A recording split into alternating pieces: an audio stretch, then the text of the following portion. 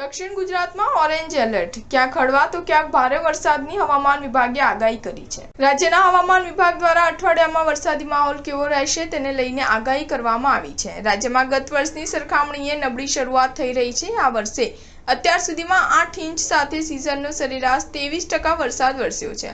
ત્યારે રાજ્યમાં 9 જુલાઈએ વરસાદની આગાહી કરવામાં આવી છે। ઉત્તર ગુજરાતના મહેસાણા, બનાસકાંઠા, સાબરકાંઠા અને અરવલ્લીમાં 2 દિવસ હળવાથી મધ્યમ વરસાદની આગાહી કરવામાં આવી છે। તો બીજી તરફ દક્ષિણ ગુજરાતમાં ઓરેન્જ એલર્ટ જાહેર કરવામાં આવ્યું છે। ગુજરાતમાં આજે મોટા ભાગના જિલ્લામાં ગાજવીજ સાથે વરસાદની સંભાવના વ્યક્ત કરવામાં આવી છે। હવામાન વિભાગની આગાહી મુજબ રાજ્યમાં આજે ભાવનગર, અમરેલી, તાપી, ડાંગ, વલસાડ, મહીસાગર, દાહોદ, જૂનાગઢ, સુરત, નવસારી, દમણ, દાદરા નગર હવેલીમાં અતિ ભારે વરસાદની આગાહી આપવામાં આવી છે।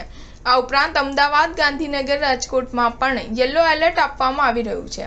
હવામાન વિભાગની આગાહી અનુસાર 10 જુલાઈએ એટલે કે બુધવારે કચ્છ જિલ્લામાં સામાન્ય વરસાદ પડી શકે છે, જ્યારે સૌરાષ્ટ્રના અનેક જિલ્લાઓમાં સામાન્ય વરસાદની આગાહી કરવામાં આવી છે।